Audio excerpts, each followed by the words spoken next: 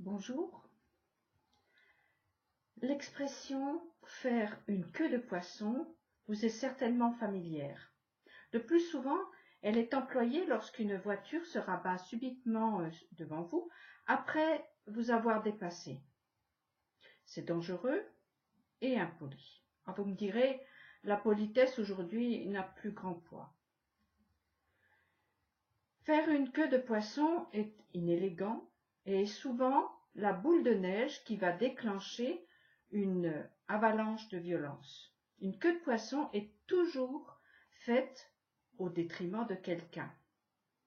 Le conseil « ne fais pas aux autres ce que tu n'aimerais pas que l'on te fasse » est certainement le meilleur garde-fou contre ce genre d'agression. Cela semble un peu moralisateur, mais c'est plus que cela. Il en va de la vie de quelqu'un.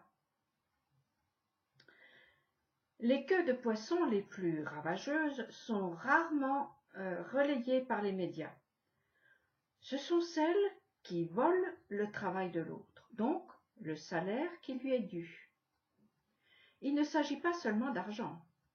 Il s'agit de la place que chacun occupe dans la société pour la construction de ce monde. Il s'agit de l'amour-propre de chacun qui se trouve saccagé.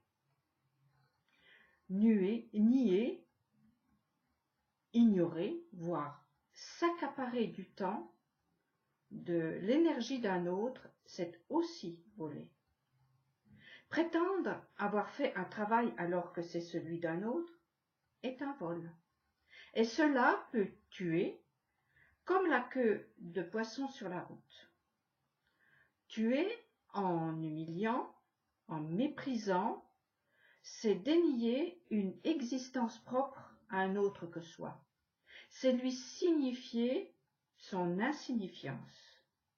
Il n'est plus rien. Une avalanche destructrice peut se déclencher chez celui ou celle qui est délesté de la reconnaissance qui lui est légitimement due.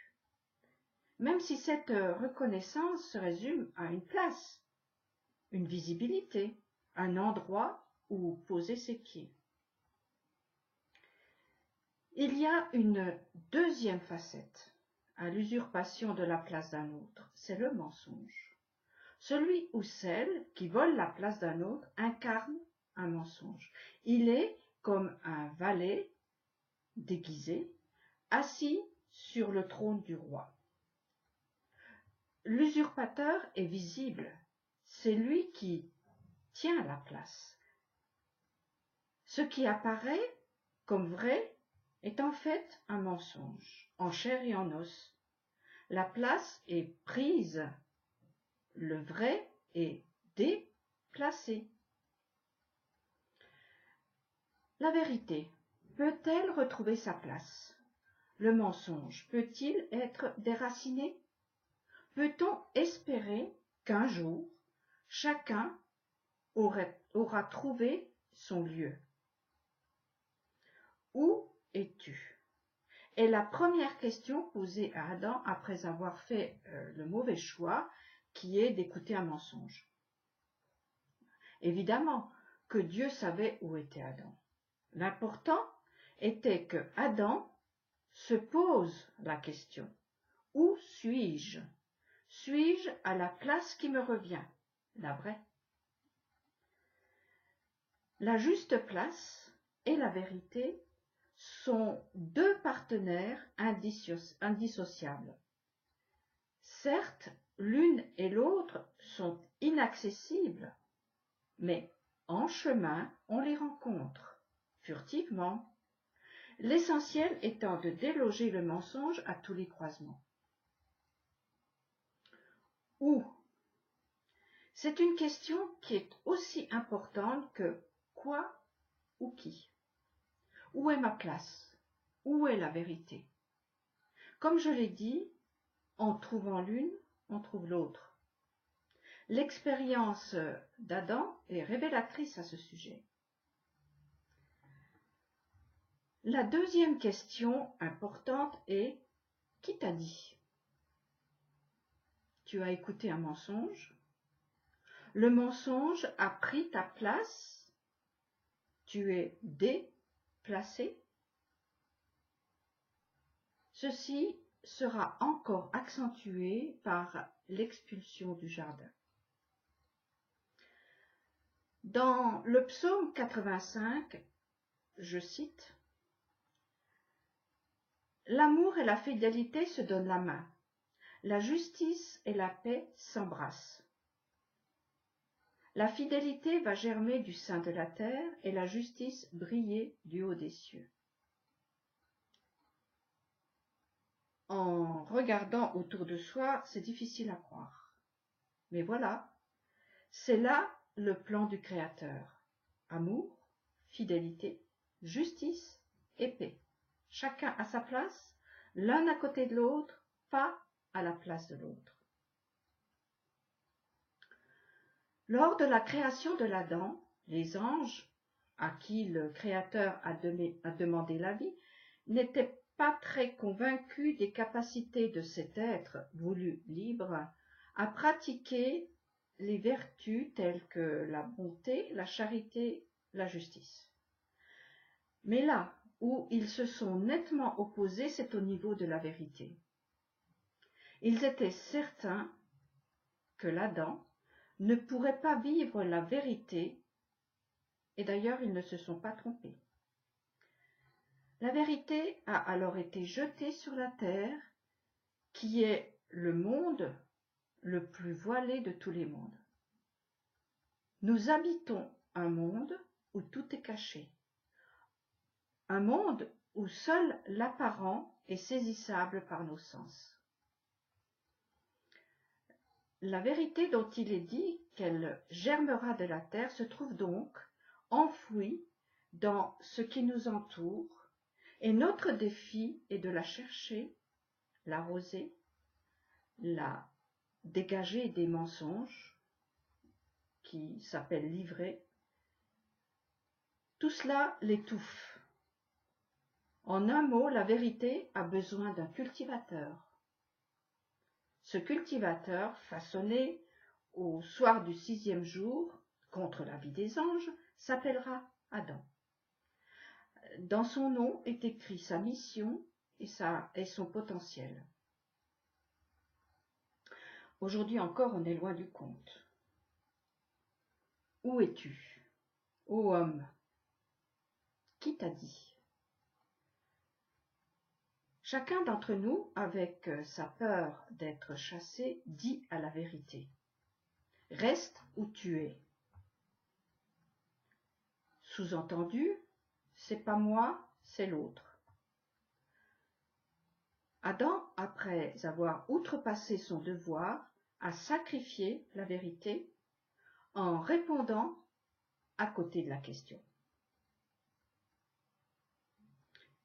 Vérité, pousse-toi de là, que je m'y mette, dit le mensonge.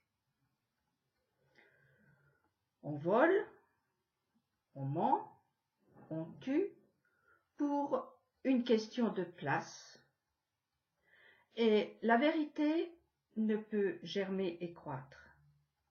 L'homme étant ailleurs, tour à tour volé et voleur, victime et bourreux, personne n'est là pour cultiver cette terre qui retient la vérité en son sein. Celui ou celle qui cherche sincèrement la vérité trouve sa place. Mais pour cela, il faut surpasser la peur de se déplacer, d'abord dans ses croyances et puis dans son environnement. L'enseignement des secrets de la Torah par des maîtres honnêtes guidera les chercheurs sincères. Pourquoi la Bible prendrait-elle la peine de donner une place à chacun si ce n'était pas fondamental? Par exemple, Adam a été mis dans un jardin.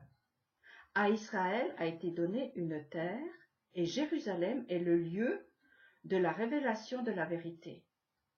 À chacun a été spécifié sa place et sa nourriture. Un homme ne mange pas ou ne devrait pas manger ni être logé comme un animal. Les enfants d'Israël ne mangent pas et n'habitent pas les mêmes lieux que les nations. À Jérusalem, la principale nourriture est la Torah et l'habitat principal est le temple. Il est urgent que chacune et chacun trouve sa place, la garde, la défende, pour permettre à la pluie de tomber, ainsi faire germer la vérité, qui sera la nourriture de l'ouvrier et sa récompense. La pluie qui fait germer la vérité est nommée la justice en toutes lettres dans le texte. La justice descend du ciel et la vérité germe de la terre. Et l'homme est là, en principe, pour voir, nommer ce qui est vrai et le faire croître en arrachant le mensonge qui, lui aussi, profite du soleil et de la pluie. Le tout est qu'il y ait des hommes et des femmes responsables pour dire, nommer, dénoncer le mensonge, appeler un chat un chat. Des hommes et des femmes qui ne sacrifient pas la vérité pour garder le semblant de place qui leur reste. Notre monde et notre temps ont besoin d'un Adam qui avoue. Je me cache car j'ai peur. Peur de la vérité, peur d'aller vers l'inconnu, peur de quitter la caverne où je me suis réfugié. Je ne sais pas ce qui m'attend, ni où je dois aller. Aide-moi. Pardonne-moi. Je veux revenir vers le lieu avec un grand L, qui est toi avec un grand T, Hachem. Dès le commencement de l'histoire humaine, les choses n'ont pas été nommées par leur vrai nom. Le mensonge du serpent, la désobéissance d'Adam et d'Ève, le meurtre de Caïn, la luxure au temps de Noé, la haine entre frères, l'adultère, rien n'a été appelé par son nom, toutes les réponses ont été fausses. La vérité n'a pas été dite. Elle a germé avec le mal, sans s'en distinguer. De ce fait, elle n'a pas été nommée. Il faudra des générations à des générations pour dire l'évidence et commencer à réparer.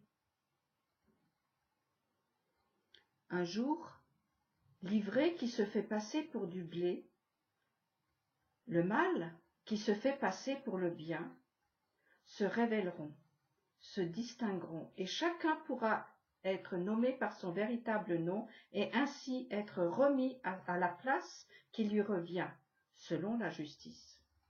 Le voleur, l'assassin, le menteur n'aiment pas être nommé par son vrai nom. Ils se cachent derrière des avatars ou des pseudonymes qui disparaissent lorsque la justice passe et fait germer la vérité. Bien sûr, il ne s'agit pas ici de la justice humaine, qui se confondrait avec une morale à géométrie variable suivant les époques et les intérêts de certains. Il s'agit de la justice divine, absolument insaisissable pour nous. Cette justice est décrite par le prophète Isaïe au chapitre 55, mais j'en rapporte juste la conclusion pour vous, mes amis, qui marchez sous la pluie et le soleil de cette justice. Il est écrit: où croissaient les broussailles croîtra le cyprès, et à la place de l'ortie, la myrte. La myrte s'élèvera, et ce sera pour l'Éternel un titre de gloire, un monument éternel et impérissable. Ainsi, lorsque chacun aura trouvé sa place, la graine de vérité qui est dans cette place aura reconnu son homme, et elle germera pour donner ses fruits. La terre d'Israël est l'exemple vivant de ce phénomène. Elle ne donne de bons fruits que si ce sont ses promis qui la cultivent. Aux autres peuplades qui ont voulu s'en accaparer, elle n'a donné que marécages, moustiques et maladies. La vérité germe de la terre. La terre d'Israël dénonce le menteur, l'usurpateur, et révèle son véritable époux. Elle dit la vérité. Le voleur et le menteur sont démasqués par leurs fruits infects. Le véritable propriétaire se reconnaît aux gerbes de blé, aux corbeilles de fruits et aux troupeaux qu'il récolte, car la pluie et les rayons du soleil de la Torah ont tout arrosé. Le véritable propriétaire qui retrouve sa place doit écouter, écouter comme un enfant qui ne sait rien, comme un grand blessé qui se laisse soigner. Épuisé par ses errements, il n'a certainement plus grand-chose à perdre, sinon un orgueil mal placé qui le tuera s'il ne se déplace pas. C'est alors que la vérité pourra dire « Pousse-toi de là, que je m'y mette ». À vrai dire, nous ne savons pas ce qu'est la justice divine, pas plus que la vérité. Par contre, nous savons où elles sont. Se diriger d'un pas ferme vers elles est notre seul et pas des moindres recours. Je conclurai avec les conseils du prophète Isaïe. Cherchez le Seigneur pendant qu'il est accessible. Appelez-le tandis qu'il est proche. Que le pervers abandonne sa voie et l'impie ses machinations, qu'il revienne à l'Éternel. Il aura pitié de lui, à notre Dieu, car il prodigue son pardon. Car vos pensées ne sont pas mes pensées, ni vos voix ne sont mes voix, dit l'Éternel. Mais autant les cieux sont élevés au-dessus de la terre, autant mes voix sont au-dessus de vos voix et mes pensées de vos pensées.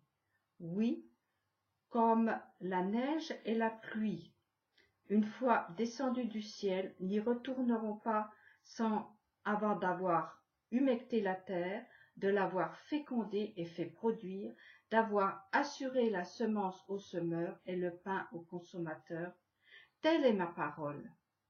Une fois sortie de ma bouche, elle ne revient pas à vide, sans avoir accompli mon vouloir et mené à bonne fin la mission que je lui ai confiée. Que ces réflexions guident vos pensées, vos paroles et vos pas vers le lieu qui vous attend pour que la pluie puisse tomber et la vérité germer.